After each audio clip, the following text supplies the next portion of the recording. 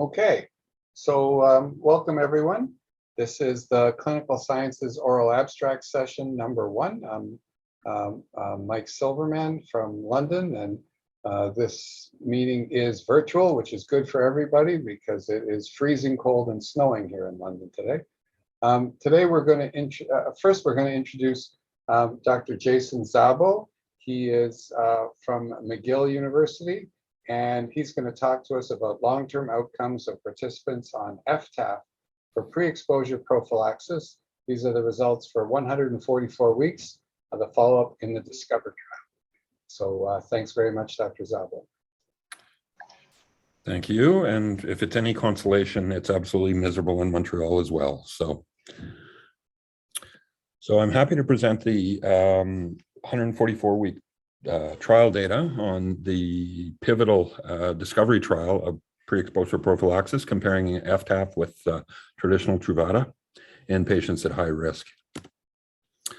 So for those of you that aren't familiar with the trial, it was an enormous multi-center international trial looking at the efficacy of, comparing the efficacy of FTAF versus FTDF or the prevention of HIV infection at patients at extremely high risk. This particular data that I'm presenting is just the follow-up data heading out in open label patients out to 144 weeks, specifically for those that were randomized to FTAF and continued on FTAF in the open label phase. So for those of you that aren't familiar, I'll just quickly summarize. FTAF was non-inferior and was less, showed less signs of toxicity than FTDF.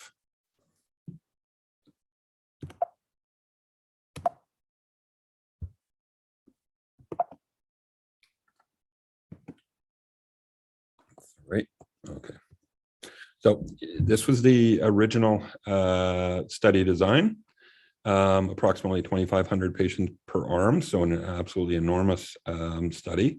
And the primary endpoint was the incidence of new HIV infections in both study groups, with other parameters of interest being the bone and mineral density in patients on FTAF versus FTDF, and on markers of tubular function in the patients. Then in the approximately 2,700 patients that were randomized to FTAF, there was a discontinuation rate, as you can see, during the study of about 22%. Those that completed the blinding phase left about 2,100 patients, and almost all of those stayed on FTAF in the open label phase. And of these, approximately 1,840 patients are included in this analysis who continued on regular daily FTAF during the period of the open label period. This is just a description of the demographics. It pretty much, matches the historical data on HIV research, in that the overwhelming majority of patients were white. And this was specifically for men who have sex with men and or transgendered women. And to enter in the study, you had to be considered at very high risk for HIV infection. And as you can see, the patients did match this criteria. So they had to have condomless receptive anal sex, rectal gonorrhea, rectal chlamydia, or syphilis. And there was a very high incidence of recreational drug use and binge drinking, which may explain some of the findings that I'll present at the end. So when you looked at in the FTAF group, there were a total of 7 infections during the baseline to the primary analysis, so at week 48.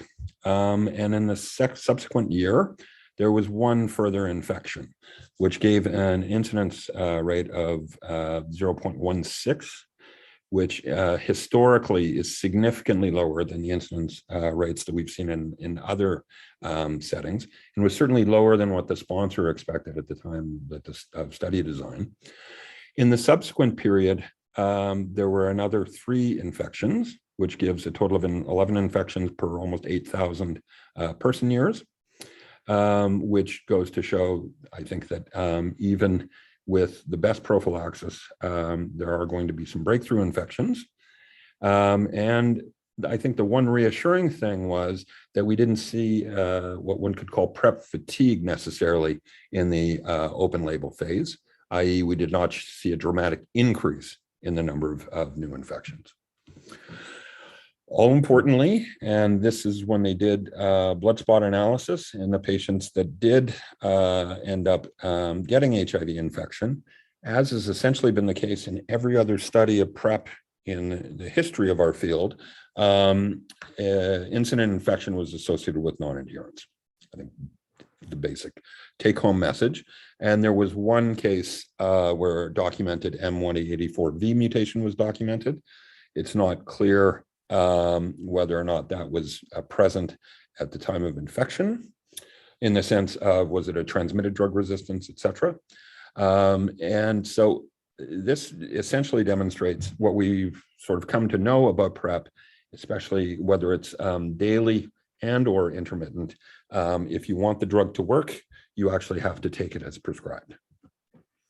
When they looked at the bone mineral density, some of the interesting things that came out was that in the patients on FTAF, they basically showed what was an expected, i.e. an increase in bone mineral density over the course of the study. Because of the population age, we actually accumulate bone mineral density in our early to mid 20s. So this actually corresponded to what they would have expected in an otherwise healthy, non-medicated population. Similarly, when you look at EGFR in the patients that were only exposed to FTAF, there's basically no change over the course of the 144 weeks, which again, for a young, healthy population without multiple comorbidities, et cetera, would be what you would expect in the general population. When you look at markers of tubular function, and these need to be stressed as it's put down there. Well, I remember when I first started getting these results back, I said, what does this mean? I've never seen this before. And as it turns out, this is something that is specific to the research setting and is considered a particularly sensitive marker of tubular function that's not used in routine clinical practice. But this also shows that essentially the tubular toxicity associated with FTAF is minimal or non-existent. When you look at some of the metabolic parameters of concern in this population and in adults in North America and Western Europe in general, fasting glucose and lipids, et cetera, were unchanged over the course of the study. And a topic of interest to the field over the last few years, changes from baseline in patients' weight this matched essentially perfectly the expected weight gain for US adults age 20 to 40 over, so basically this is, again, the same as one would expect in an otherwise healthy, quote unquote, North American population. There is, I think, some convincing data that tenofovir, TDF, can prevent weight gain up to a certain point. But I think this is reassuring to the extent that it does not show that TAF is associated with particular weight gain, perhaps just the loss of the protection from weight gain. So in conclusion, this open label study showed a continued low HIV incidence rate, showed stable markers of glucose and proximal tubular function, and reassuringly, I think for all our patients in the younger age group who are exposed to or who take pre-exposure prophylaxis, it showed an increase in bone mineral density. And there are essentially otherwise no metabolic changes and or changes of weight different from the US population. And so I think we can all agree now that FTAF is well tolerated and effective, and presumably also extremely safe for long-term use in patients at high risk for HIV infection. So with that, I'll conclude and thank all of our patients and all the patients around the world who gave up their time and effort to show up for study visits, et cetera. Thank you. Okay, thanks very much. You can put questions either in the chat or right on the in the session information under current questions. That was a nice presentation. Thank you. Any idea about the relative cost difference of TAF FTC versus TDF, and for the small number of complications, the difference in complications, how many people need to be treated different, with FTAF to prevent one complication from TDF FTC? So as I always say to patients, it's not like if I'm prescribing you Truvada, I'm not prescribing you arsenic. It is a very, very safe, especially even more safe in the HIV and uninfected patients. So yes, you're absolutely right. Truvada is an excellent, safe, relatively non-toxic, and highly effective form of pre-exposure prophylaxis. So I know in Quebec that with generics, the price of Truvada went down by 75%. And in Quebec, at least, the price of Descovy is at the price point of the original non-generic Truvada.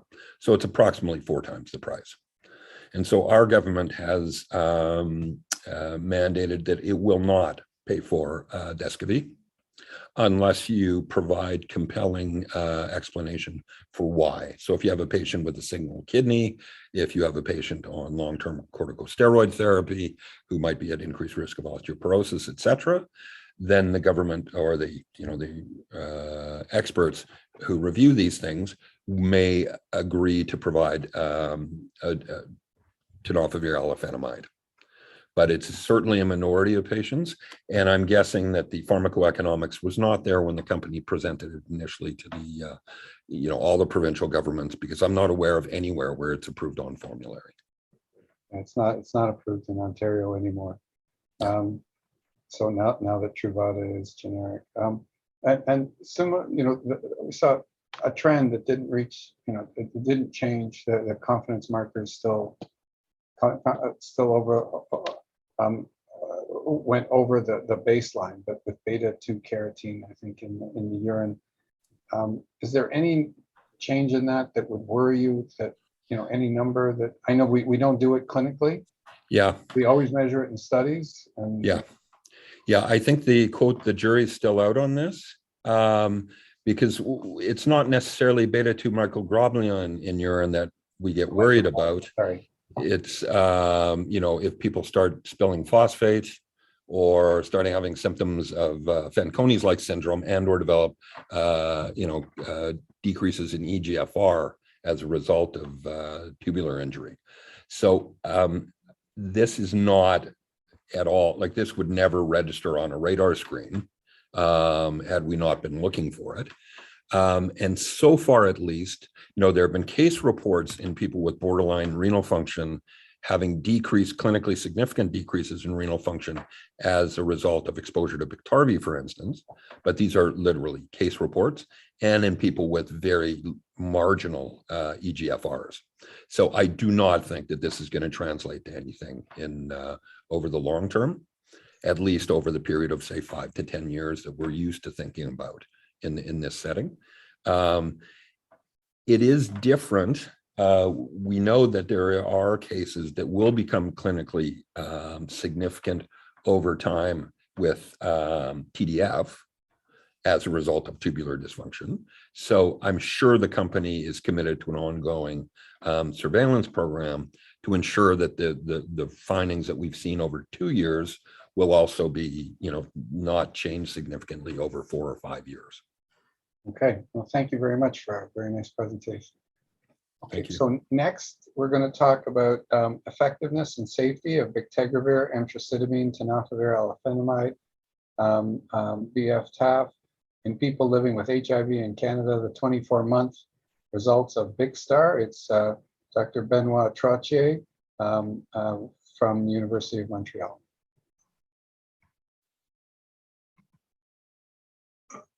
Okay, so good afternoon, everybody. Thank you, Michael. Yes, okay, I see the slide now. Okay, so it's a real pleasure for me on behalf of my Canadian colleagues and co-investigator, and also from the people of the medical team of Gilead to Canada, to show you the result of month 24 of the Big Star study. So first, the authors would like to thank all the study participants and study site investigators. And for my disclosure, I work with the three major HIV pharma companies, so Gilead, ViiV, and Merck. Okay, so let's start with the introduction. So BF-TAF, as you know, is known as Biktarvy, is widely used in Canada and elsewhere, and it is recommended in most international and national guidelines as a first-line preferred regimen. Big Star, the study we're talking about, is a study that includes 2,400 patients, more or less. It's a large, multi-country, prospective observational study that recruited patients in Canada and Europe and a few other countries. So the result of month 12 of the Big Star Canada was shown in the same conference last year. And this year, I have the honor to present you the month 24 effectiveness and safety data. So I told you 2,400 patients were recruited, but in Canada, it's 201. And this analysis that had a cutoff in August 4th, 2021, includes 159 patients, mostly treatment naive, but also mostly treatment experienced, and treatment naive over the age of 18-year-old. And we will show here the 24-month efficacy results showing the viral load, the Cd4 count, the persistence of the participation of the patient. We also will show the drug-related adverse event, and finally the patient-related outcomes. So if we look at the baseline characteristic, we see that we had, so I told you, so 159 patients remain on the trial at month 24. So 10 naive and 149 were treatment experienced. The treatment experience, as you see on the left side, are a little bit older, well, 12 years older than the naive patients, and they have a slightly higher BMI. 90% in both arms, surprisingly, 90% of them had comorbidities. The three most important ones were neuropsychiatric, hyperlipidemia, and hypertension. So 90% is quite impressive number of patients. Now, if you look on the right side, you will see that most treatment experience were already virologically controlled, 96% of them. The Cd4 count was, of course, because they were treated, it was higher for the treatment experienced, 588 compared to 355. And 20% and 12% of the patients had at least one primary resistant mutation. Now, if you look at what was the treatment that the treatment experienced patient received in the past, they were mainly on integrase inhibitors. Some of them were on NNRTIs and few patients on PIs. And now if you look at the backbone, it was mainly TDF, a few TAF, 24%, and the remaining were on abacavir. Okay, now the effectiveness at month 24. So we show here two different type of analysis. The first one, missing equals excluded analysis. So what does that mean is that out of the 159 patients that were included in this trial, some patients disappeared for many reasons, and we will see why later on. And some also could not come back to the clinic because in part of the COVID. So for all of those who remain in the study, that's 126 patients, almost all of them except one in the treatment experienced patient, so 99% on that group and 100% in the treatment naive, all of them could achieve or maintain the virologic suppression at month 24. Very easy to understand. Now, the right part is a bit more difficult. Discontinuation equals failure analysis. So what does that mean? So we had 159 patients. Of that group, 17 patients were still considered on the trial. So they were alive and they maintained their participation. But for some of them, they could not show up at the clinic or the hospital to do the blood work. So they were removed from the analysis. So 17 of them, so from 159 went down to 142. And of those 142 patients, well, then those who discontinued, and we will see why in 2 slides, mainly adverse event or failure and administrative, what we call administrative reason, were considered failure analysis. And in that group, 89% of the treatment naive and 88% of the treatment experienced patients were able to achieve and maintain the virologic efficacy, which is similar to what we find in large phase 3 trials. So this is very good.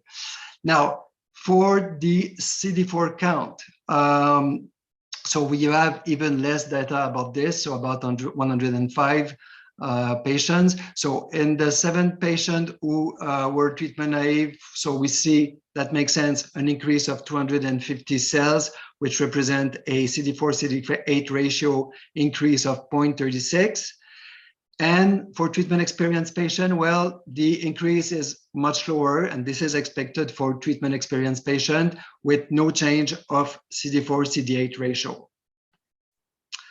Now, persistent. This is analysis we don't find so often in other trial. So in this analysis, as I told you, some patients didn't show up for the blood work, but before that, before month 24, some patients discontinue. So this is 3 patients in the treatment naive and 15 patients in the treatment experience. So the main reasons were 5 in treatment experience, 1 and 4 for patient decision, and we don't know exactly what was the reason. The death, 1 in each arm, and we still don't know the reason of that death, but it was not considered related to the study drug by the investigator. So finally, only 1 patient in the treatment experience group discontinued before month 24 for reason of lack of efficacy. So this patient, you see at the bottom, this patient had viral load control at month 3, then at month 6, the viral load increased to 445, and then the patient was removed from the study and he was switched on abacavir, 3-DC, dolutegravir.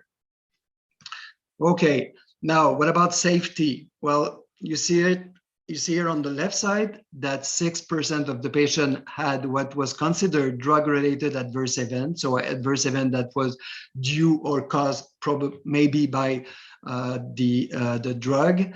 And so this is, and you will see that the count is more than 6. So that means that some of the patient had more than 1 adverse event. So half of them was weight increase or consider weight increase. 3% had CNS side effects, so abnormal dreams, anxiety, and major depression. 1 patient had GERD and 1 patient had headache. So there was no serious drug-related adverse event, so something that would lead a patient to be sent to the hospital for operation or hospitalization or even death. So there was none of that, and no patient discontinued due to renal, hepatic, or bone adverse event. What about weight? So we hear a lot about weight in the last 3 years. So I was a bit surprised by these results. So if you look first, treatment naive on the left, we see no increase in weight and in body mass index. So that's surprising because normally in the major studies with large number of patients, we usually see a kind of return to health phenomenon, which leads to 2 or 3 kilos of weight gain during the first year or 2. So in that case, no. So that means that probably Canadian patients were in that group, they were infected. They had been infected recently. They didn't have time to lose weight, so their weight didn't change.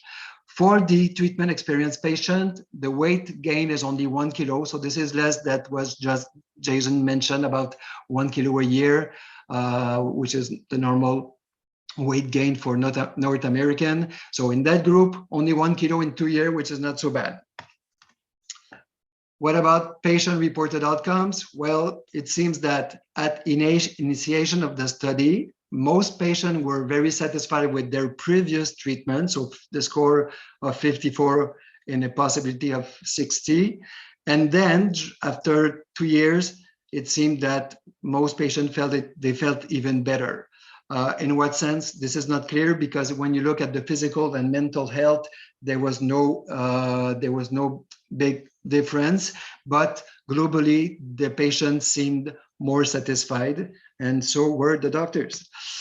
Okay, in conclusion, so after 24 months of BF-TAF use in Canada, in this Big Star trial, the treatment has been able to show very high virologic effectiveness, both in treatment naive and treatment experienced, by both definitions.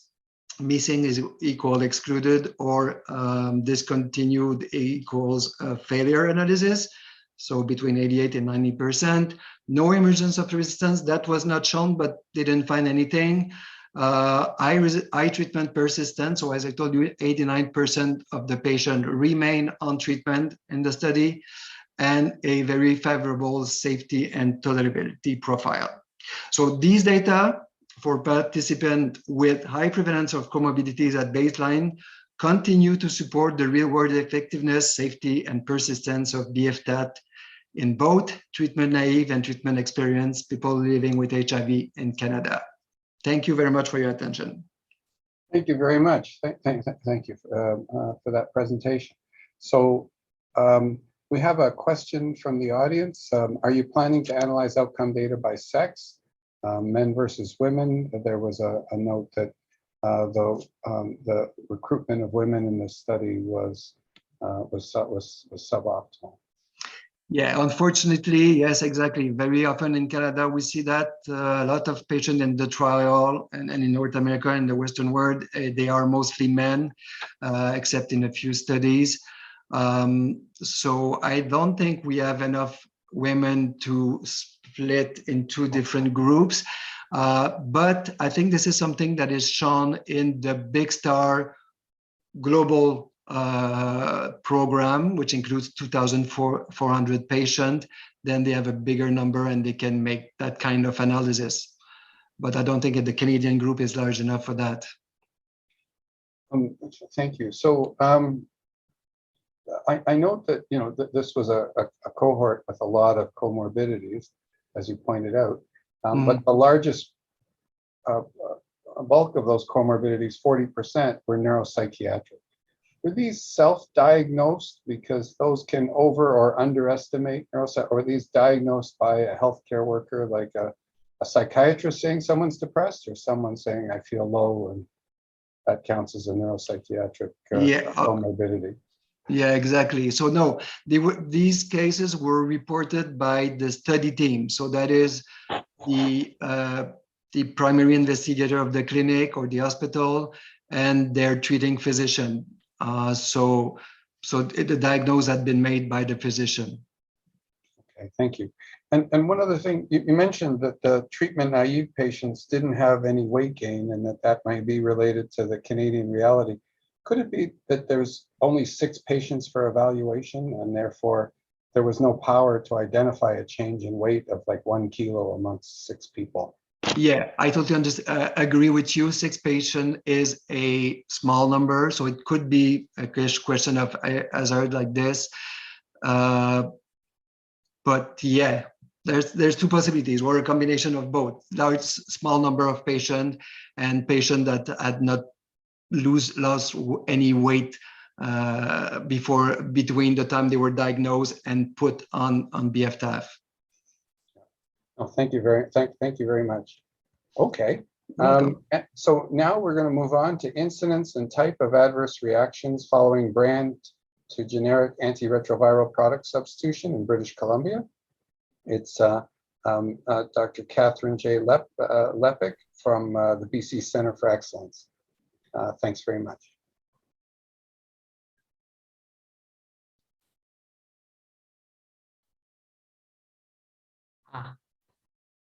Thank you. Thank you very much.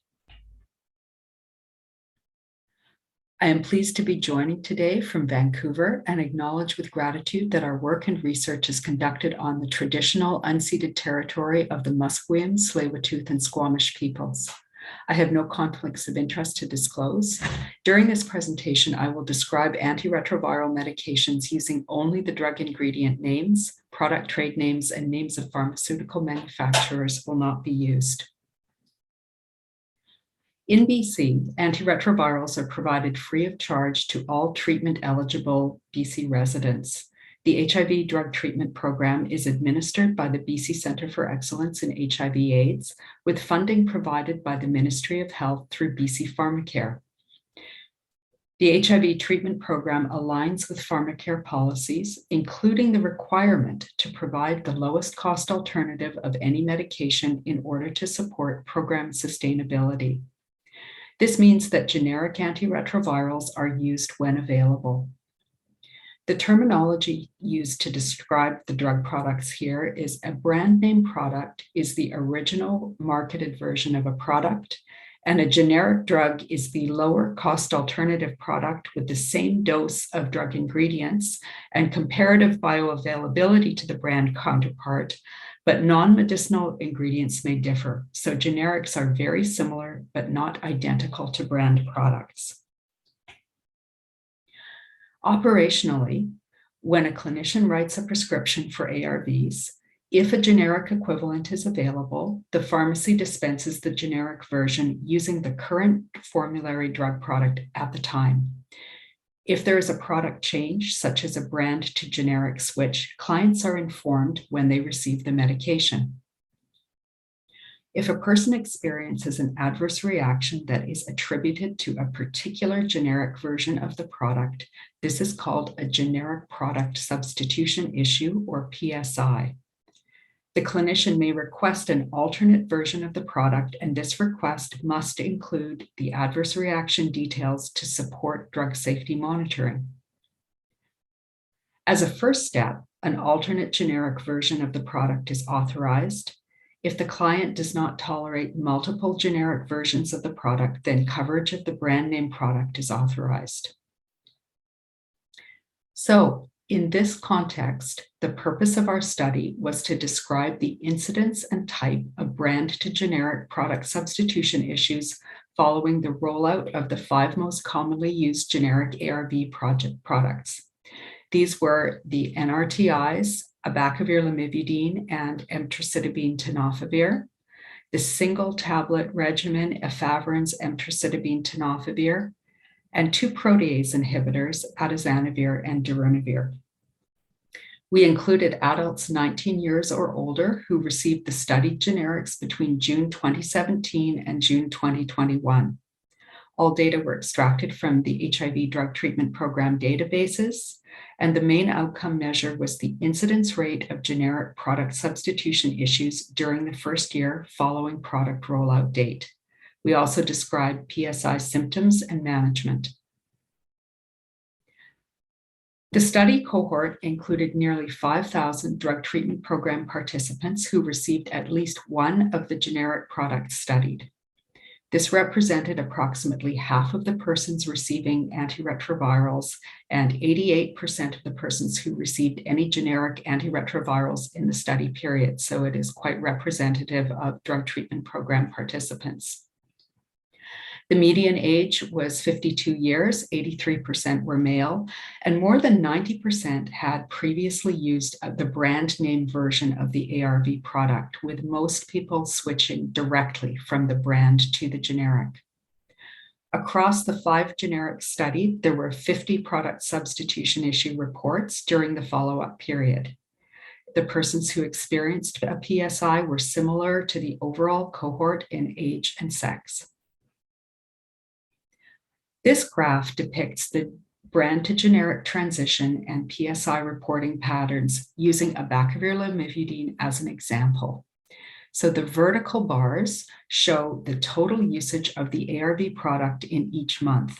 And we can see that the transition from brand name drugs shown in the gray to the generic product shown in the blue bars was nearly complete within 4 months after the rollout began.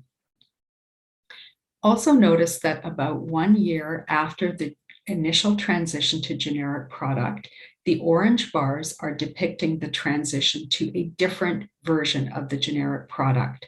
Supply contracts may change annually, which is why our follow-up of the brand to generic transition stopped after 1 year. The blue circles represent distinct product substitution issue reports. Because clients undergo the brand to generic transition at different times, the reports are typically received over a period of several months following a transition. For persons reporting a product substitution issue, there was a median of 2 to 3 months between the first generic dispensing date and the product substitution issue report date, which is comparable to 1 refill cycle, with most of the PSIs reported within 7 months following a product switch. The brand to generic transition for different products occurred over a period of several years. Abacavir lamivudine was one of the first generics used in BC, and at the time of rollout in June 2017, only 7% of people who had received the generic abacavir lamivudine had previously used a generic antiretroviral. In contrast, when the most recent generic product was introduced in July 2020, 3/4 of the clients who transitioned to generic darunavir had previous experience using other generic ARVs. The increasing familiarity with generic ARVs over time could possibly influence the reporting of product substitution issues. This slide is showing the incidence of product substitution issues for each of the products studied. The graph at the top shows the PSI rate per 100 person years of generic exposure, and the bottom row of the table shows the proportion of persons with a reported PSI. For abacavir lamivudine, emtricitabine tenofovir, and atazanavir, there was approximately 1 PSI per 100 person years exposure, which was less than 1% switch. Notably, there were no product substitution issues reported with generic darunavir in the year following the product transition, while the efavirenz containing product did have a slightly highly significant observation of reported product substitution issues, about 2% of persons who were switched. Gastrointestinal upset was the most commonly reported symptom category associated with generic product substitution issues and accounted for approximately half of the reported reactions across all products. This was followed by central nervous system complaints, such as sleep disturbance, and these were particularly noted for the efavirenz containing product. Following a product substitution issue report, most of the clients in this cohort did switch back to brand name product. Of note, the policy stipulating a trial of alternate generic options was not formally in place until the summer of 2018, which was after many of the initial brand to generic transitions had occurred. In conclusion, the transition from brand to generic antiretrovirals was generally well tolerated. However, and there was a low report of product substitution issues. However, product tolerability is not universal, and alternative options are needed for clients who do not tolerate a particular generic product. Our study findings must be considered in the context of some potential limitations. Adverse drug reactions tend to be underreported, and we may have been underestimating the PSI incidence. However, the requirement to provide an adverse reaction report in order to receive authorization for brand name product may also have influenced PSI reporting. Our findings may not be generalizable to healthcare settings with a different approach to the use of generic products. So thank you very much for your attention and ready for questions. Oh, thank you very much. A very nice presentation. It's an interesting opportunity to study. What do you think is causing these PSIs? Is it really because there is a change in the drug? I mean, do you have mechanisms that are in mind why there might be more GI adverse effects? Or do you think it's just people get nervous because they learn to trust one drug and switch to another? Do you think it's really the formulation? I think it's multifactorial, and these are self-reported or they're clinician reported based on the symptoms experienced and reported by the client. I think we have to be careful about, we always need to take reports of symptoms and intolerance seriously, because these things can lead to impaired adherence and diminished quality of life. Based on the reports we've received, there were some cases where there really did seem to be something in that product, whether it was the rate of release of maybe getting a little bit higher peak levels of efavirenz, or maybe some excipient in the product that the person really was noticing a very marked difference in tolerance when they switched, and it improved when they switched to an alternate version.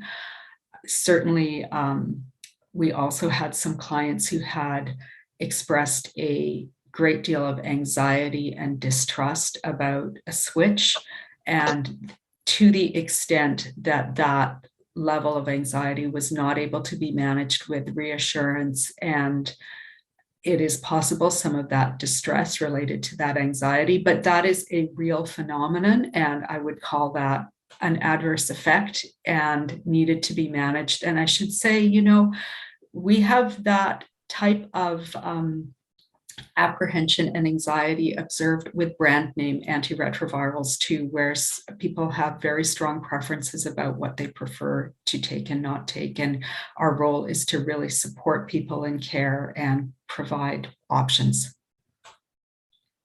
So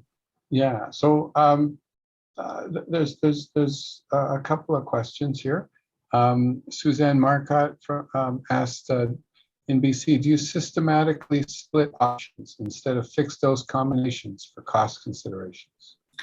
No, the process of splitting a combination tablet such as dolutegravir, abacavir, lamivudine into two separate tablets with a generic form, generic abacavir, lamivudine, and brand name dolutegravir, that is presented as an option for people who are willing to do that, but it is not a requirement, particularly for people who were already on the fixed dose combination at the time of generic rollout. New clients who newly start something that's available, there is the hope that they will use the two ingredients, two tablets rather than the one. However, if you can provide a reason such as need for adherence support, so the bottom line is this is not enforced. That is voluntary. The only part that is enforced is the automatic substitution if the identical product is available as a generic. Thank you. Dr. Zabo asked, he mentions he's seen 2 cases of clear drug-related rashes with a switch to generic Truvada, which was assumed to be from the fillers, and was wondering if you saw anything similar. We have had a small number of patients who did skin reactions were among the list of symptoms reported. It was a lower proportion of events. In some cases,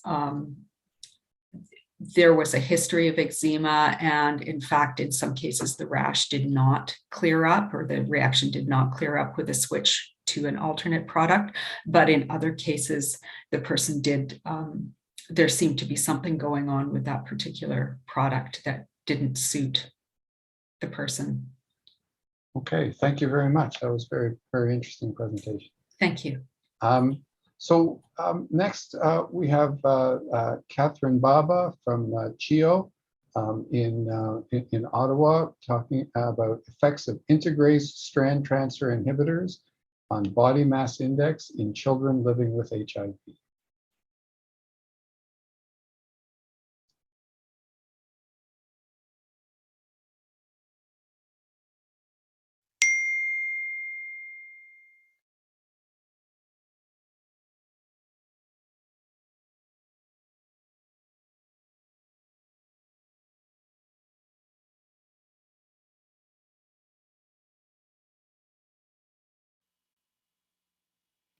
Hello everyone, my name is Katie Baba. I'm a third-year pediatrics resident at CHIO. Thank you very much for allowing me to join from afar in this pre-recorded format, as I am currently in Pond Inlet, Nunavut. Today I will be presenting effects of integrase strand transfer inhibitors on body mass index in children living with HIV. Firstly, I would like to acknowledge that this research would not be possible without funding from CAHR, CANFIRE, and the IAS, and the in-kind administrative and statistical support from the Canadian HIV Trials Network, and of course the hard work of the entire EPIC4 team with researchers and physicians from across Canada. I do not have any disclosures. Insties are the first-line treatment for children living with HIV, as recommended by the WHO and the US Department of Health and Human Services. There are numerous benefits to Insties, including less drug-to-drug interactions, greater efficacy against multi-drug resistant strains, and the ease of once-daily dosing for most Insties. This once-daily dosing regimen is especially important within our adolescent population, as they are the only group where HIV-associated mortality continues to rise. We see virological failure at twice the rate seen within the adult population, likely secondary to medication non-adherence. Unfortunately, Insties have been associated with increased weight gain in adults, and the degree of weight gain is not benign. Studies have found 7% of patients stopping their treatment due to weight gain, 13% transition from normal BMI to overweight, and 9% from overweight to obese. A lifetime of accelerated weight gain is especially important in children living with HIV, as they are already in a pro-inflammatory state, have signs of accelerated aging, and are at greater risk of metabolic syndrome and lipodystrophy. Research is just starting to emerge regarding the effect of Insties on the pediatric population. These studies from 2021, ranging from the US, Europe, and Africa, have found conflicting results thus far. The objective of our study is to assess the effect of Insties on the BMI percentile of children living with perinatally acquired HIV. We hypothesized that Instie use would be associated with a statistically significant increase in BMI percentile.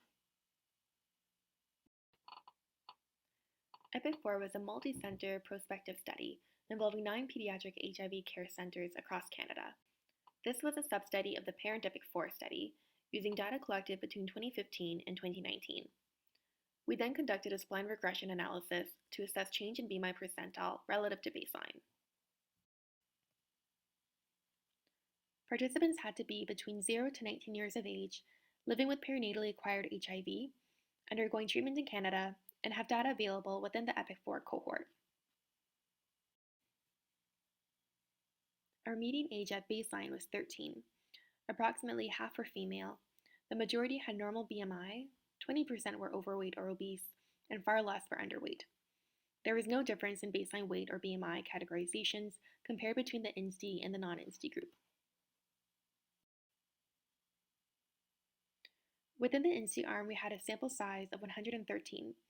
13 of those were treatment naive, while the remainder were switched from a different regimen to Instie containing. They were relatively evenly split between dolutegravir, valtegravir, and elbapygravir. The control arm had 84 participants, and they were age and sex matched against the INSTI-containing group. For results, for HIV outcomes, we saw very similar Cd4 count and detectable viral load 2 years post-baseline, indicating similar efficacy across both groups. In regards to our overall question, on the y-axis, we have mean change in BMI percentile relative to baseline. On the x-axis, we have years since baseline. The red is the INSTI group, and black is a non-INSTI group. Overall, comparing participants taking INSTI regimens to non-INSTI regimens, we did not find any statistically significant difference comparing BMI percentile relative to baseline between the two groups. We then subdivided the INSTI group to compare each INSTI against the control.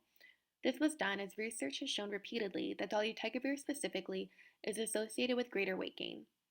As you can see in this graph, again, there was no statistically significant difference when comparing change in BMI percentile relative to baseline of individual INSTIs against the control.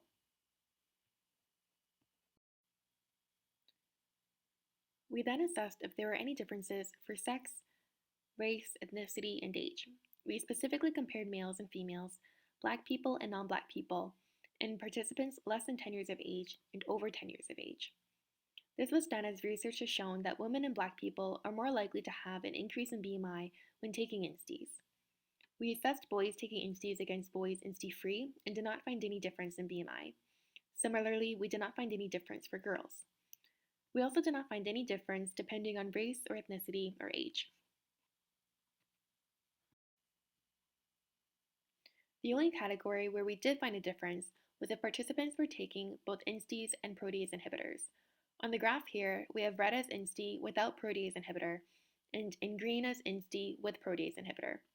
Participants taking both had a statistically significant increase in BMI percentile relative to baseline compared to those taking INSTIs alone. In conclusion, we reassuringly found that INSTI use is not statistically significantly associated with an increase in BMI percentile in children living with perinatally acquired HIV. While further research is required, the combination of INSTI and protease inhibitor regimens are associated with an increase in BMI percentile in children living with perinatally acquired HIV compared to INSTI regimens not containing protease inhibitors. This is important as we know that historically, protease inhibitor regimens are associated with metabolic effects including weight, fat distribution, diabetes, and hypercholesterolemia. Further research is required to assess how much of this effect is based on the protease inhibitors versus the combination of the two agents. In regards to limitations, we were not able to account for medication adherence, for which we used viral load as a surrogate marker, sexual maturity, which we attempted to account for by having an age and sex matched control group, fat distribution, as this data was not collected for most patients, and confounding medications that may contribute to weight gain. For future directions, we will assess other metabolic profile markers collected within the EPIC4 database, including blood pressure. Thank you very much for your time and attention, and again allowing me to present from afar. Thank you to the EPIC4 group, and specifically Dr. Jason Brophy for supervising this project, and Terry Lee for providing endless support. Very nice. Now, I'm not sure if anyone's here who can answer questions on behalf of the study, because the study was the presentation is pre-recorded. Hi, Dr. Silverman, it's Jason Brophy, Katie's supervisor. I'm here. Oh, thank you very much. So a couple questions were asked. How frequently is the use of INSTIs with PIs in the cohort? So I anticipated that question, so I looked it up while we were waiting.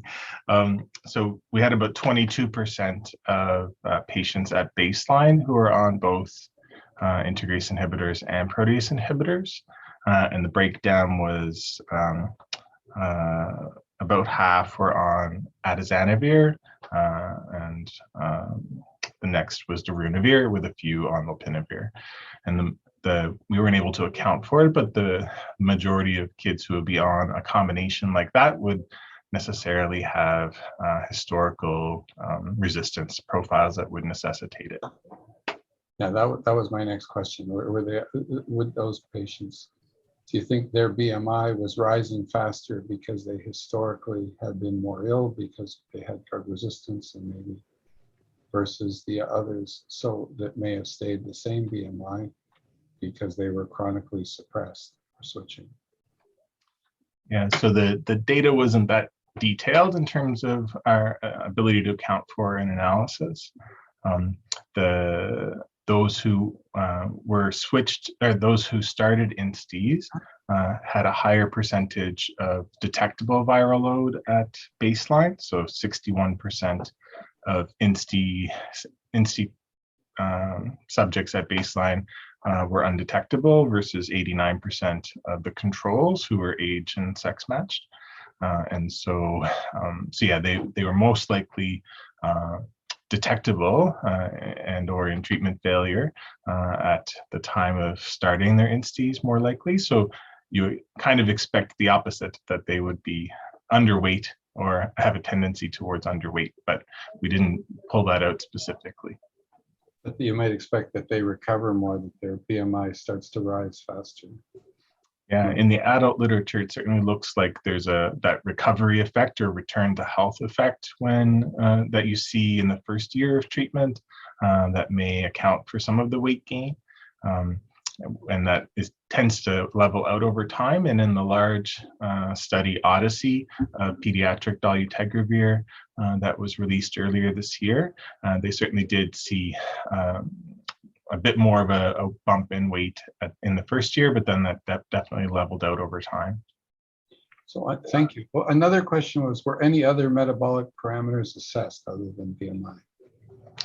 Yeah, so as part of the EPIC for data collection, we did collect lipid profiles, blood pressure, as well as fasting glucose as available. It's not, this is a review of retrospective clinically collected data. And so it was quite variable across sites, what was done and also what was available at the study sites.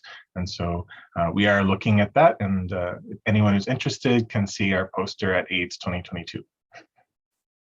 Very good. And one last question. In terms of not seeing a rise in BMI, did you have with your numbers well, I guess in BMI percentile, with the numbers of patients you had, did you have any idea from a power calculation how big a difference you would have had the power to see? It's a good question, and we didn't do that power calculation in that we didn't have the luxury of enrolling more patients, but that's definitely a great question for when we go to publish. Thank you. Okay, excellent. So, okay, well, I'm going to turn it over to Dr. Sergides, who's going to introduce the next speakers. Hi, thanks, Mike. So our next speaker is Wang Chao Ma from McGill University, and he's going to talk to us about usability and acceptability of an artificial intelligence-based chatbot to facilitate antiretroviral self-management in people living with HIV. And don't forget to put your questions in the question box. Thanks. Okay, so hello everyone, my name is Yuan Chao, so currently a PhD student at Polytechnic Montreal. I'm going to present you this usability study of the chatbot. Yeah, so as we all know, patient self-management is essential to optimize health outcomes for chronic conditions like HIV. And there are two major components that is important to ensure a good quality of self-management. So first is reliable resources for validated information, and also patient engagement in care. And with the arrival of the COVID-19 pandemic, these needs were highlighted. So that's why our team decided to develop a telehealth tool to support our patients in their self-management. And we have this idea to use a chatbot as an interface, which can mimic human interaction through artificial intelligence and converse with with users, answer their questions in natural language. So from the beginning of 2020, we developed this chatbot called Marvin with our patient committee and also healthcare professionals, engineers, developers together. And now Marvin is working on Facebook Messenger 24 hours, 7 days, and it can converse with users in both English and French. And it answers questions about antiretroviral therapies. So for example, what should I do if I miss my dose today? What should I eat if I'm taking this medication or that medication, etc. And Marvin will then provide timely and expert validated information to these questions. And the purpose of this study is to investigate Marvin's usability and acceptability. And I will also show you a quick demonstration.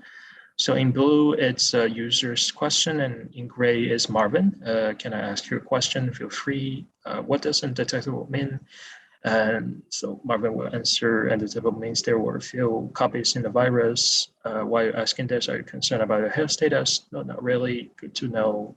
Thanks. You're welcome. And another question, I have a pill, but I don't know what it is. Okay, so what are the letters and numbers written on the pill? 2 to 7 as imprints. Good. This one is interest. Just to confirm, does it look like this?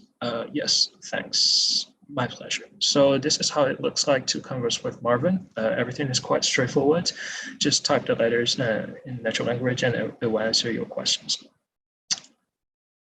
Okay, so method. Our study is a mixed method usability study. Targeted sample is equal to 30 adults. With HIV receiving care at McGill University Health Center in Montreal. And from day one, participants are going to first start with a social demographic survey, and then they will be asked to ask Marvin at least 20 questions from predetermined topics, including advice on taking antiretroviral therapies and also traveling with RT medications.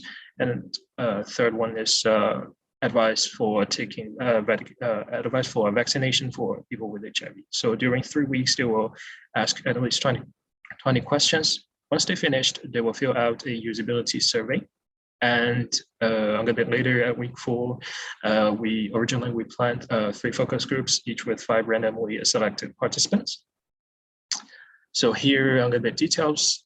Quantitative part, we used validated measures with Likert response scales, considering the predetermined thresholds from the original literature to gauge the usability and acceptability. So here we use UMAC slide and acceptability E-scale, which is designed for eHealth tools.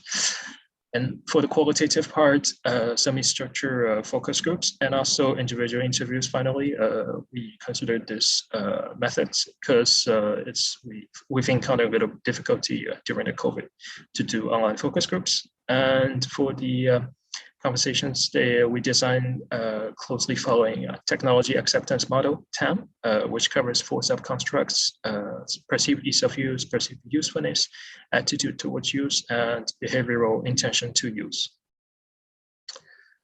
So for the results, from April to December last year, 2021, we've enrolled 40 participants. For the quantitative part, so 28 completed the 3-week trial plus the survey.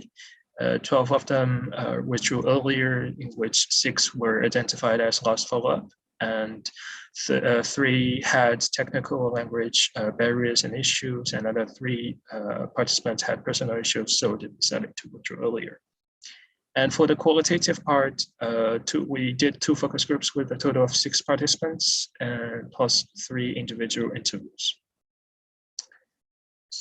For the quantitative results here, sample size is equal to 28, mean age 40.2, and mean years 5. For the years diagnosed with HIV, we have mean value equal to 9.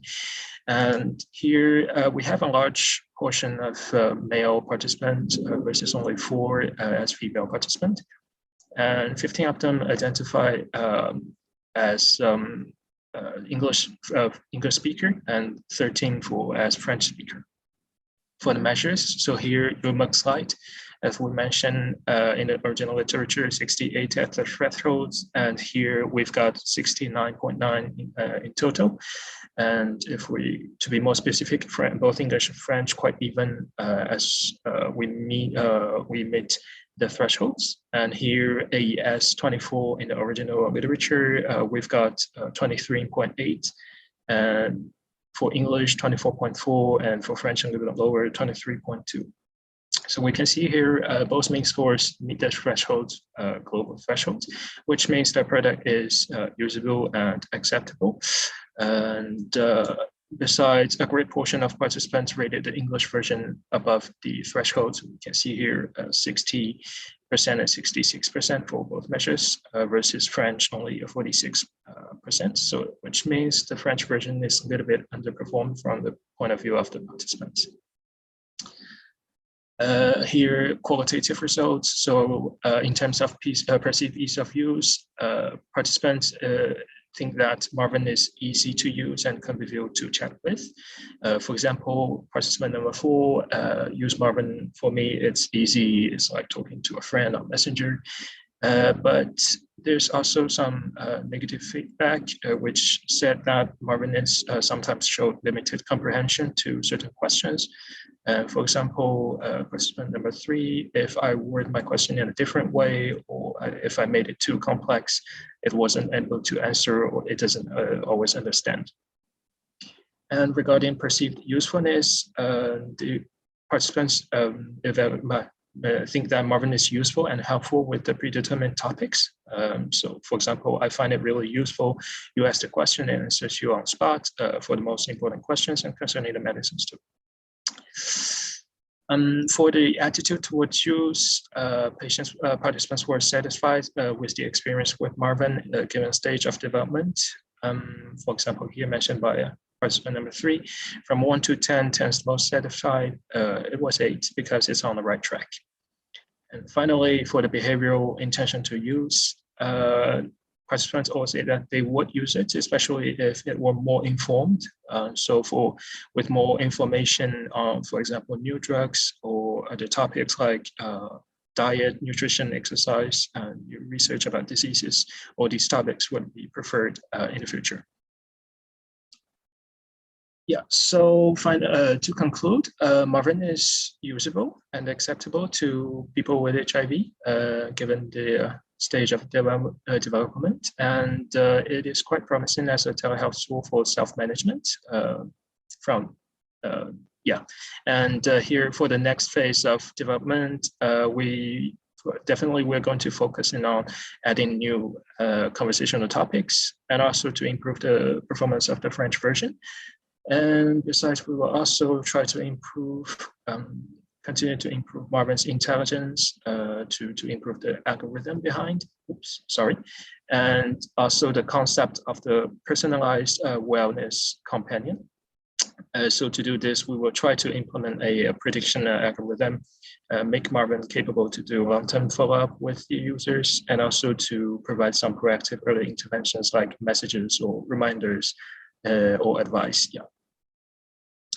So that's all. We would like to thank the participants and the study team, also support from CAHR support mentorship, and support from Polytechnic, Montreal, people program from Vive Healthcare, and Quebec SSA support unit.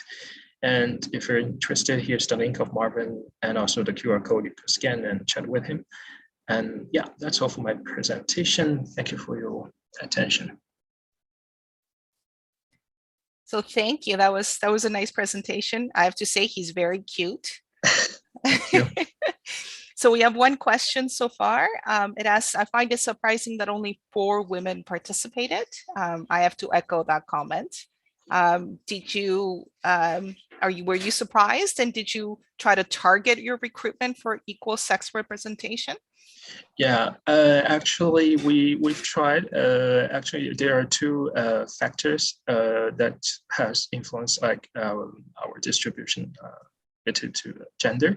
So first of all is because at the clinic we have 70% of male patients who do the long-term follow-up at the clinic, and only 30% as the female patient. So this is the first bias where it comes from. And the other thing is we've discussed also with our female participants in the interviews, and they said that normally female participants was a little bit timid and shy to these new technologies, and also things we use the Facebook interface. There's a little bit concern about the confidentiality issue, so they were a little bit scared to participate in this study. One of our expert patient, she said that maybe in the future to help us, they can do some testimony and to help us to do the recruitment, or like to promote the product to in the future steps. Yeah. So you bring up a couple of interesting comments there. The confidentiality is an issue that I think a lot of people are gonna have. And maybe you can speak to that. And the second one is, did you have a lot of women involved in the design of your interface? And did they provide you any comments as to how you could make this more appealing to women? Yeah, so for the first comment on confidentiality, for sure, we are putting a lot of measures to ensure the data security, and also we put our service in the cloud service. Everything is protected, and the database is at the hospital, so no one can touch it. So yeah, we've tried to do our best to protect the confidentiality to this kind of project. It's the key of the success for this. And the second one, so I think we have considered opinions from certain female expert patient, but for sure in the next stage we would need to do more effort on this end to consider more of their opinions, especially on the, I think, interface choices, and how to make Marvin to contact, or to be able to talk to female patient. Great, because thank you very much. Good luck with this, and we hope to hear more in the future. Yeah, thanks. Okay, so our next presenter is Adrian Foster from the University of Toronto, and his presentation is titled Socio-Ecological Analysis of HIV Exposure Prophylaxis PrEP Stigma in the Ontario PrEP Cohort Study, a Qualitative Analysis.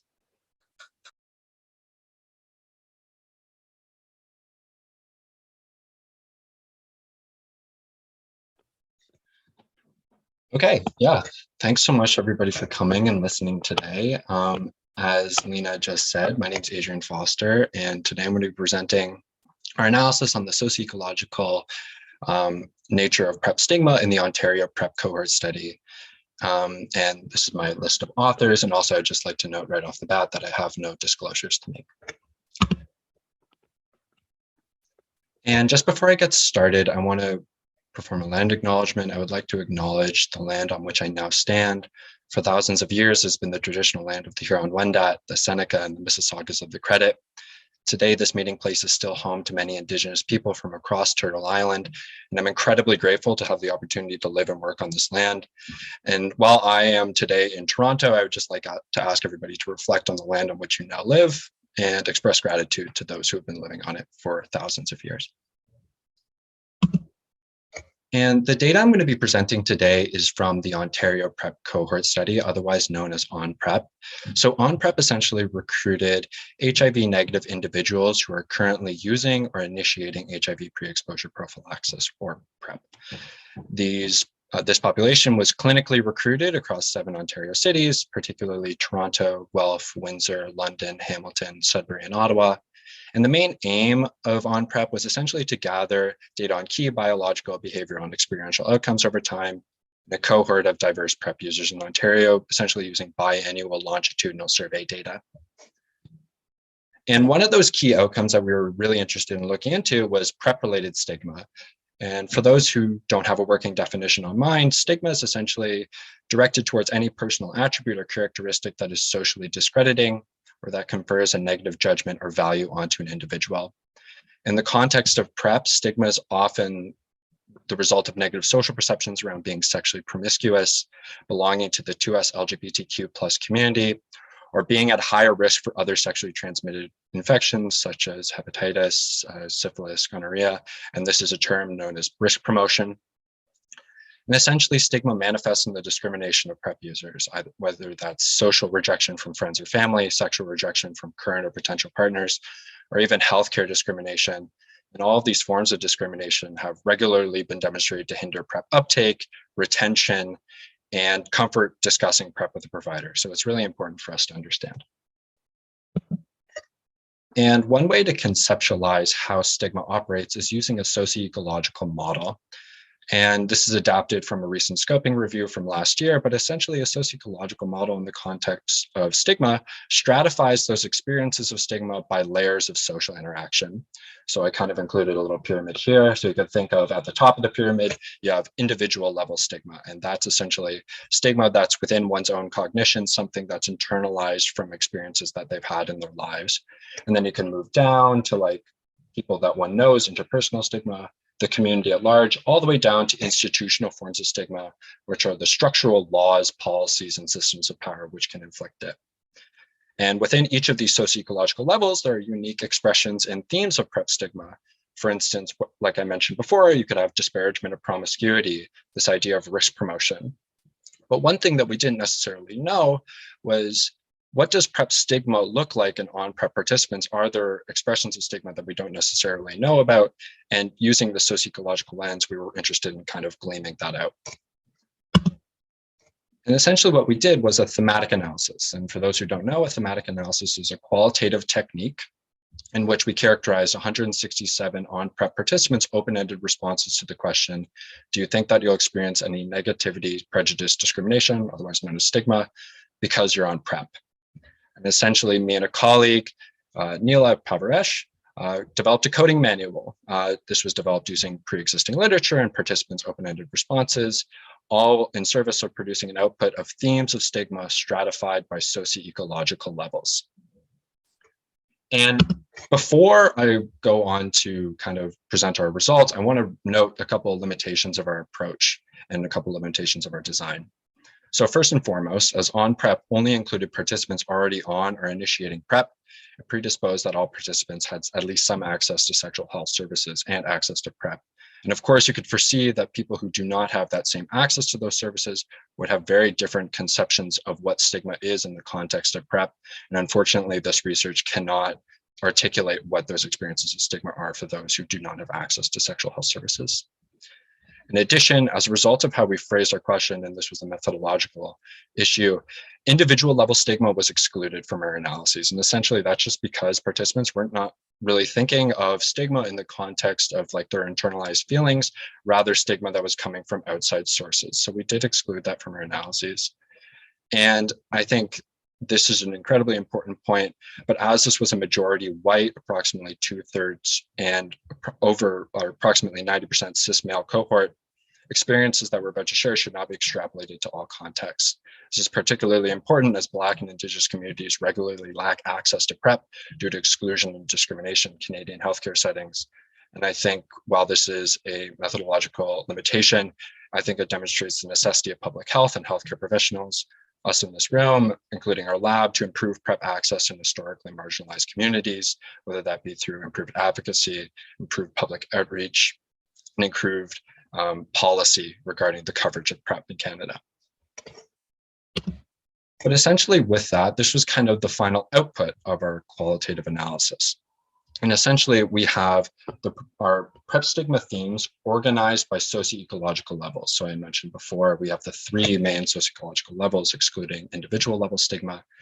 The first being interpersonal stigma, and essentially that's stigma that comes from a specified individual known to the participant, a partner, a family member.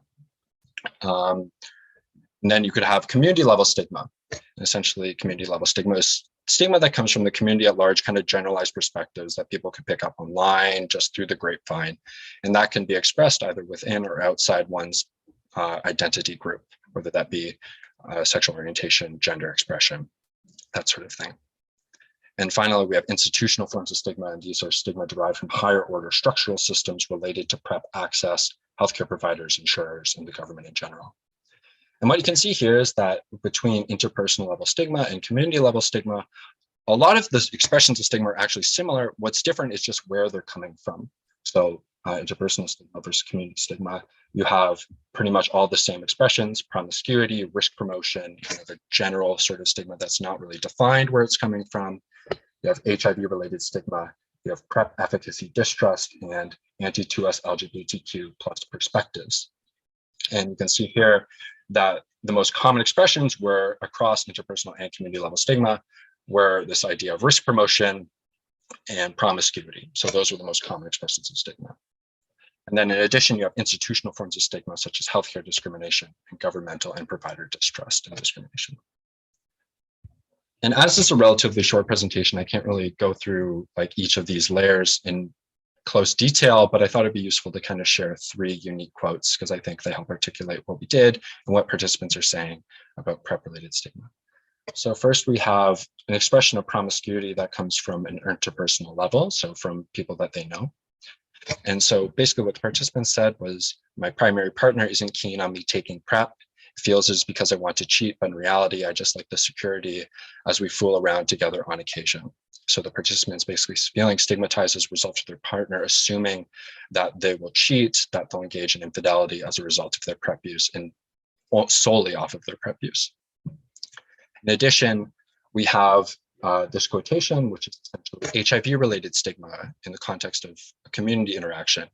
And those of you might be thinking HIV-related stigma, these people are not HIV positive, but I think this participant articulated really well. Some people not understanding and thinking PrEP is an HIV medication for people with HIV rather than taking it to prevent HIV. So there's often this misconception that those who are on PrEP are actually taking antiretroviral treatment for HIV as opposed to taking a preventative option against HIV. And then finally, we have this quotation, and I think this one's really powerful, is that around healthcare distrust and discrimination. The first time I had an HIV screen, the lab technician's demeanor changed once she saw what the requisition said. That's always struck with me, and I brace for a similar reaction every time.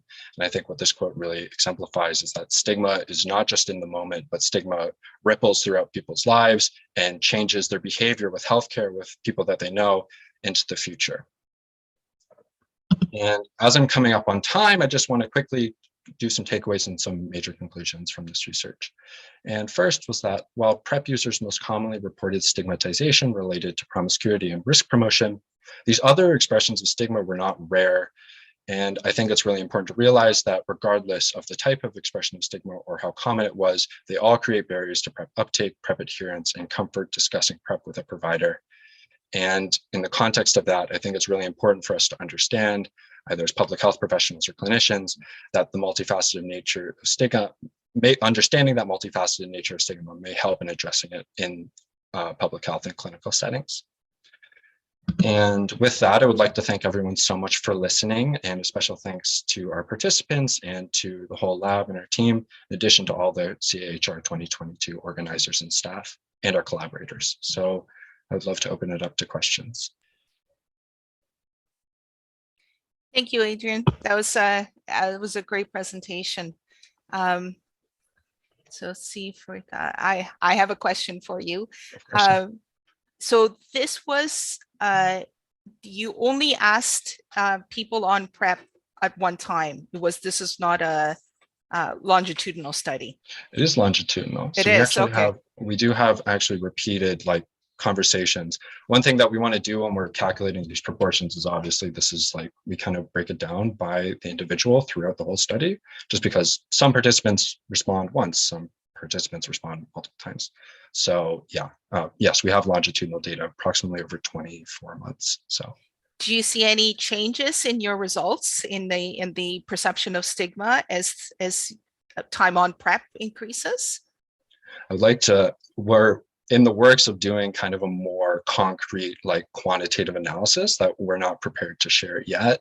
But essentially what we're interested in doing is exactly that, analyzing essentially where our exposure is time on PrEP, and essentially using this longitudinal survey data to kind of analyze whether experiences of stigma change. However, I can't give you a strong answer yet. That's fair enough.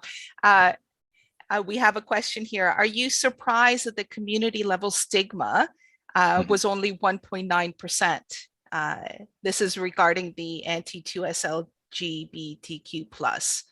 Could this be because these patients live in large metropolitan areas?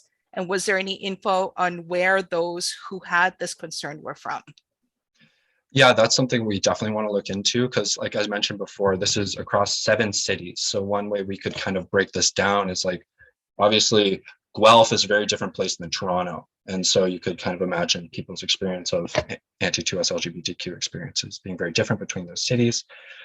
The question of whether I was confused about the low prevalence, it's hard to say sometimes. Like, it could be that people are experiencing anti-2S LGBTQ+ perspectives and discrimination, but it's not necessarily what they're thinking about when asked about stigma. So that's completely possible. And that's kind of ties into the final point that it's hard to evaluate. The proportion isn't necessarily the most valuable part about this kind of research. It's kind of articulating what people are saying in order to kind of create a narrative experience of what stigma looks like. I don't know if that's a particularly helpful answer to that question, but I appreciate it anyways. Well, I do appreciate your statement about the numbers, because I was quite shocked about the healthcare associated stigma. It was only 5.9%, but that's still a huge number. That should be zero. 5.2%. I completely agree. And I think that really, I think you kind of hit the nail on the head there. It's like, regardless of the frequency, is that, or regardless of where it came from, that's still going to affect whoever that individual was, like interaction with healthcare institutions later on. So exactly, regardless of the frequency, I think they're all important to understand and address. So thank you. Yeah. Well, if we have no more questions, I'll say thank you, Adrian, very much for a very nice presentation. And we'll move on to our next presenter, Oscar Espinoza from St. Michael's Hospital in Toronto. And he's going to present us, his presentation is titled First Impressions Matter, Differences in Experience with First PrEP-related Healthcare Encounters between Gay, Bisexual, and Other Men Who Have Sex with Men on PrEP and who discontinued PrEP.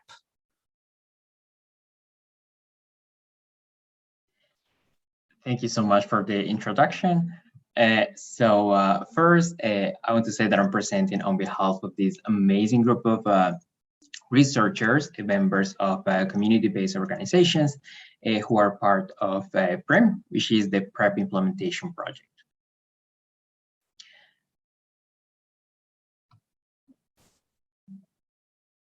So some background. There are, as you all may know, many factors that influence PrEP uptake and persistence, and some of those factors are healthcare related. So we explored whether first experiences with PrEP-related healthcare differ between gay, bisexual, and other men who have sex with men who were on PrEP and GBM who discontinued PrEP. So here you see 2 variables where we look at the experience with healthcare with the first time seeking PrEP and the association with whether they stopped PrEP versus whether they stayed on PrEP. So we know, however, that it's not that simple.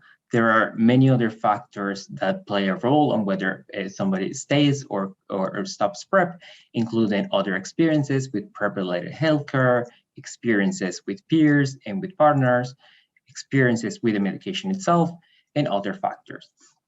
So we don't know exactly what happens there, and we also don't know what happens after they stop or stay in PrEP. So as we know, stopping PrEP could be just a break from PrEP, and they can continue after. You'll be a little bit disappointed, though, to know that we decided to focus on this simpler model in our analysis. However, I promise you that we are working on a more comprehensive analysis, so stay tuned. So now I'm going to describe the methodology. So we use data from the PrEP implementation project, PRIM, which is a cross-sectional study that took place between July 2019 and August 2020 in 5 cities. So Toronto, Ottawa, Hamilton, Vancouver, and Victoria, in Ontario and British Columbia. And our analytic subsample was a GBM who met criteria for PrEP according to the Canadian PrEP guidelines. And for those who don't remember what those criteria are, we're talking about a history of syphilis, history of rectal chlamydia or rectal gonorrhea, use of PEP more than once, a Hiriamism score of at least 11, and having a partner with detectable viral load.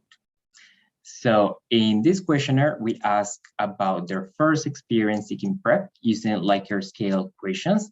So we use these 6 questions where we ask them about whether their healthcare provider was aware of PrEP, whether that healthcare provider was able to answer all their questions about PrEP, whether they were comfortable discussing about PrEP, they thought PrEP was effective, they thought the client needed PrEP, and finally, whether the provider was willing to refer the client to a PrEP provider if they couldn't prescribe it. So here we see some of the results.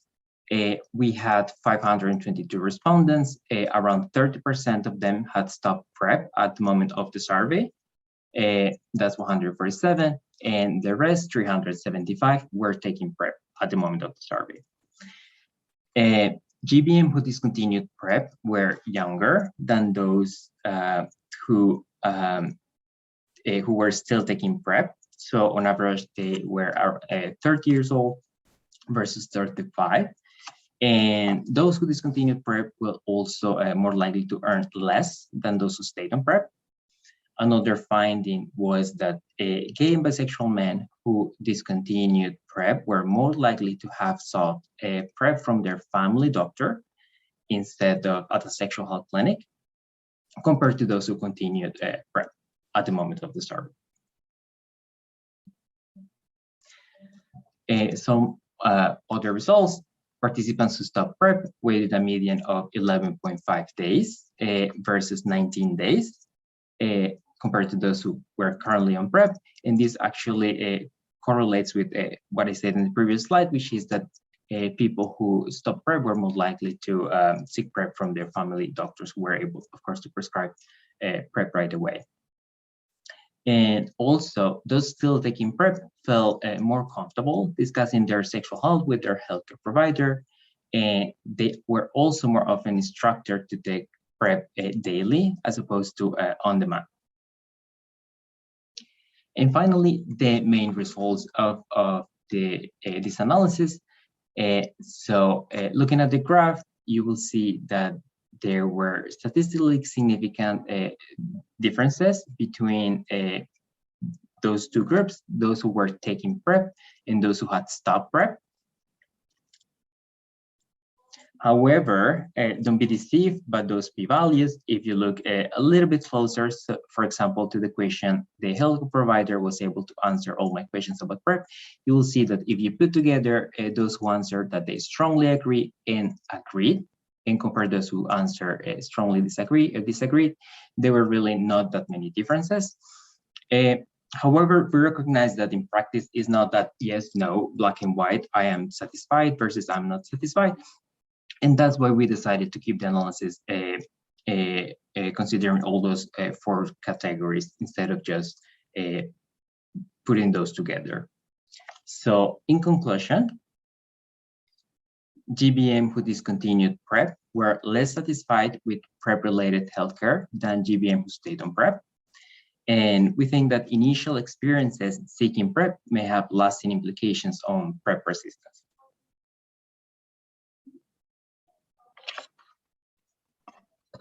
Thank you. Thank you, Oscar. this is really interesting, and I love seeing all these presentation on PrEP. I love seeing that it's becoming more routinely used. So, question for you is: given your findings, what are sort of the implementation actions that you would take? That's a very good question, and thank you for asking that. So there are, of course, different things that play an important role in these findings. So on the client side or the patient side, we're talking about the population who hasn't had the best relation with healthcare historically. So that's something that we definitely have to work on.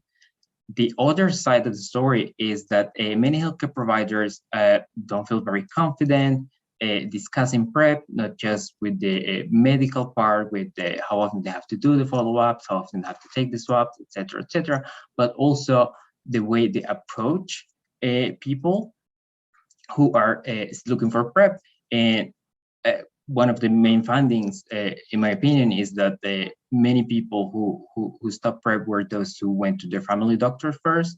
So so that's something we definitely have to work on.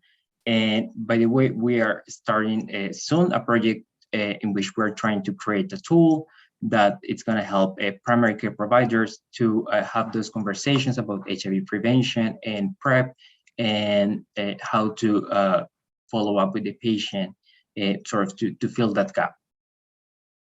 Okay, so we have a couple of questions that have come in. Is there any analysis of how the respondents to the survey may have differed from those who did not respond? For this, no, we don't have that information. We reserve the information to the analysis to those who have the complete information, but that's certainly something that could have had an influence. It's of course a selected population, but I guess if we had seen, if we were to compare those groups, we would see maybe even larger differences.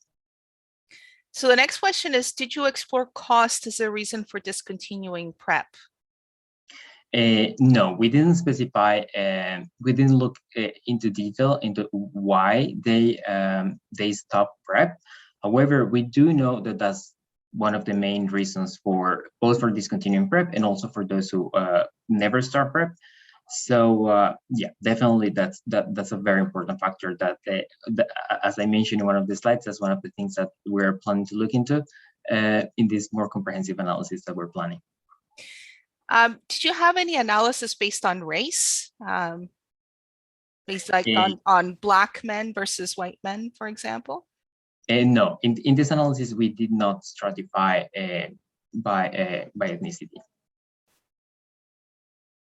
All right, thank you very much, Oscar. Unless there's any other questions from the audience. That's good, thank you very much. So we'll move to our last, but definitely not least, presentation. And it is a dual presentation from Candice Norris and Kathleen Deering from University of British Columbia. And it's titled Pathways from Recent Incarceration to ART Adherence, Opportunities for Interventions to Support Women Living with HIV Post-Release from Correctional Facilities.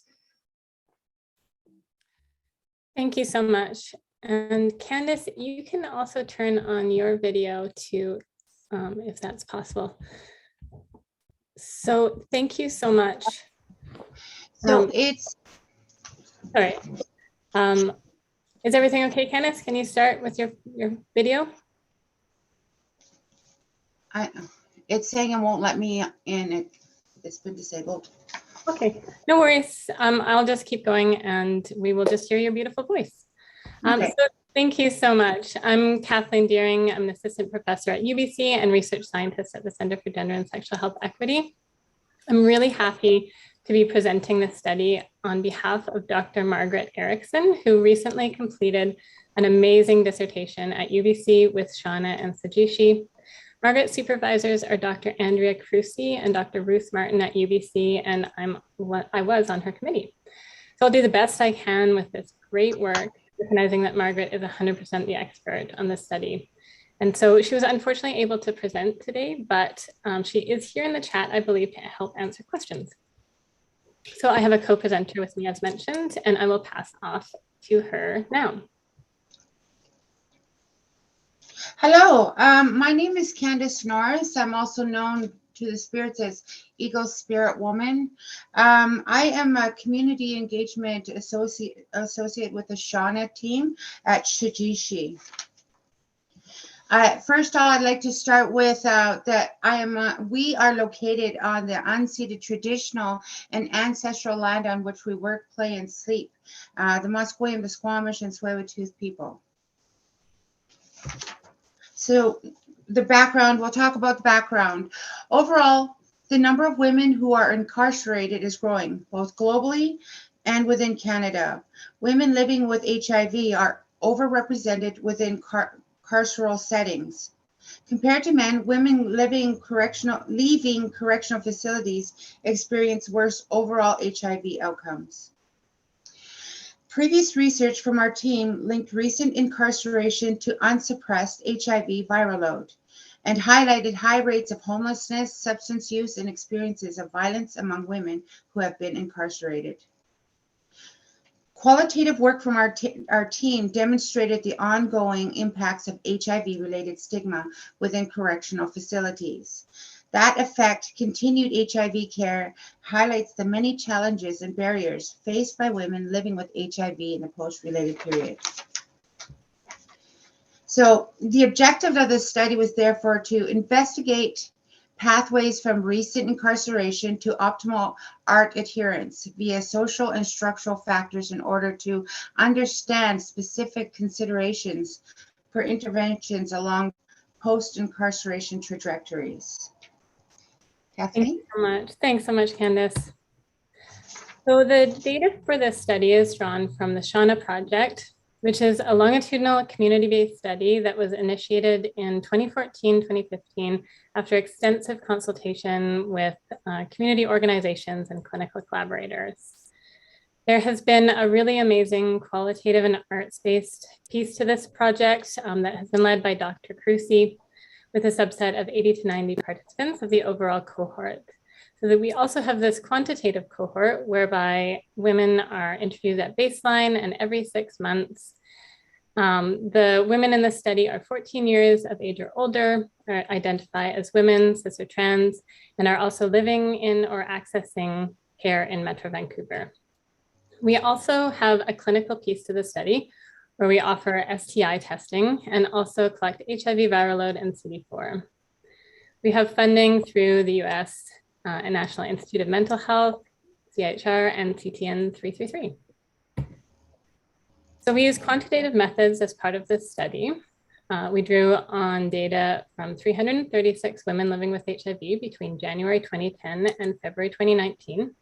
We took a path analysis approach, and this diagram to the right shows the path model that we used.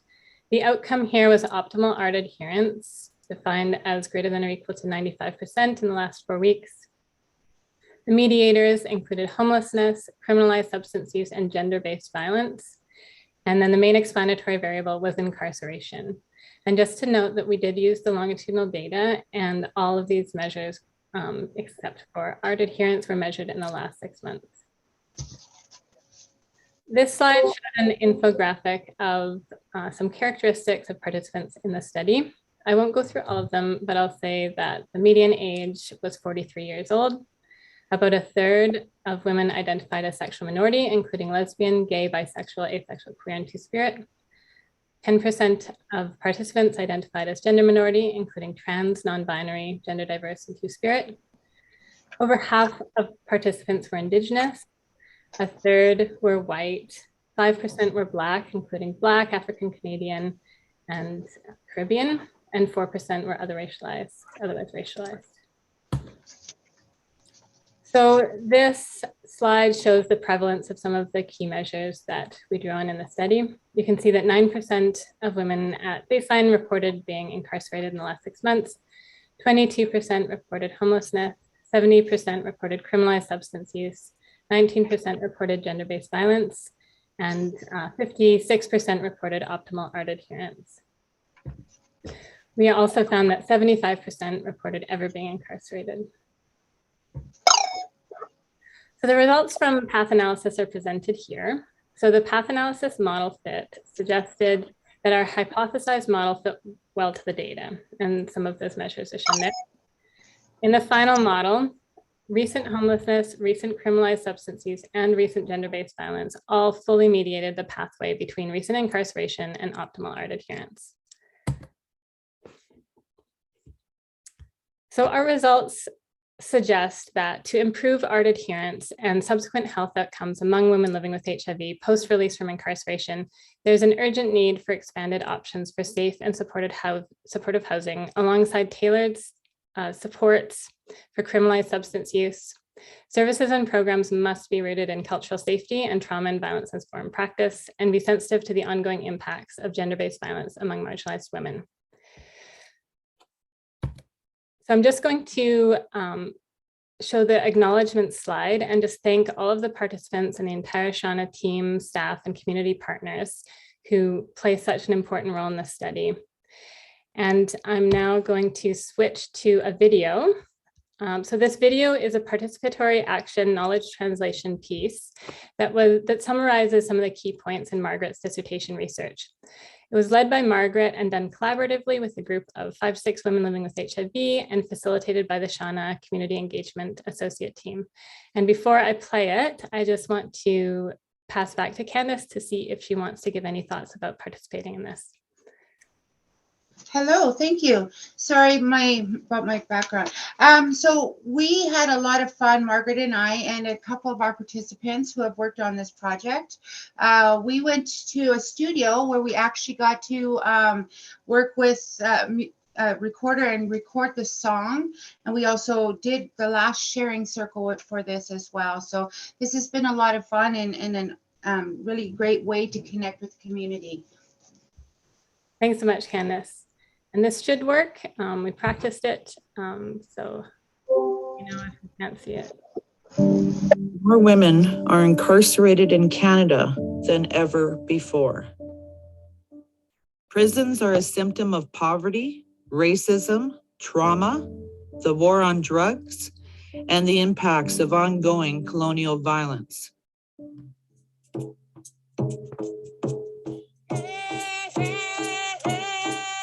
Indigenous women account for almost half of all women who are incarcerated. Women living with HIV are also overrepresented. In prison, many women living with HIV face stigma and discrimination, which creates barriers to accessing HIV care. Upon release from prison, the challenges are enormous. Many leave in prison clothes without money, their ID, food security, or transportation. A lack of housing means women can end up homeless or in housing that is unsafe. This puts women at risk of experiencing violence. Taking care of our health can become a low priority if we're just trying to survive. Without supports, women can end up back in the same situations that got them arrested in the first place. Sometimes we blame ourselves for not being able to break the cycle of incarceration. But the system was never set up to support us in the first place. We turn to each other for hope and understanding. Our past does not define us. We need a seat at the table. We need services and supports designed for us, by us.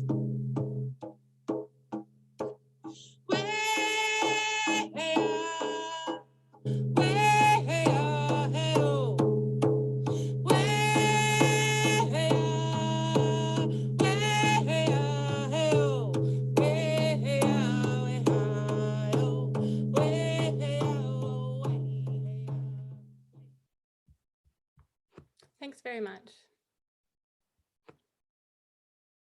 Thank you, Candice and Kathleen, for that presentation. Every day, Unilever does good for the world.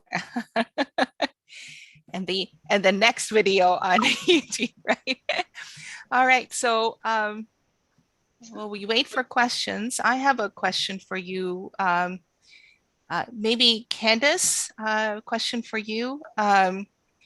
Yes. How do you see this project helping women who have been incarcerated, who are living with HIV? Well, I have to tell you, I'm fairly new on the project itself. However, I can tell you my experience as a peer. We were not given our medications properly. Being homeless or having food security is hard to take to the ART. So we heard a lot of these stories from this. So, and plus there's my own living experience that I can tell you from as a newcomer on this team. Okay, yeah, thank you. So Kathleen, are there any actionables going forward with the findings of your study? So we are hoping to be able to disseminate this video more widely and use it as part of a KT package that we will disseminate to stakeholders. Margaret has worked really hard to translate the results of her thesis into policy briefing notes for some of her earlier chapters, and those have been really widely disseminated and taken up in a number of different places. And so we're hoping to do the same with the last piece of her dissertation and pair it to this video as well, and hopefully bring really focus on some of those implications in the policy briefing note and have an impact through that. I was curious also about the distribution of your population in the study. Was that intentional, or is that was it targeted recruitment, or are those just the representative of what incarcerated women living with HIV is like? Yeah, so the infographic that I showed includes data from 336 of the 360 women in the study. It's just based on the timing that we did the study at, but we didn't purposely recruit people based on any characteristics. The inclusion criteria was all cis or trans women living with HIV 14 plus in the Metro Vancouver area. It's excellent. Well, there's a comment, and I think we all echo that this is wonderful presentation, and thank you for sharing the video. And good luck with all that. Is there any other questions from for any of our presenters from the audience?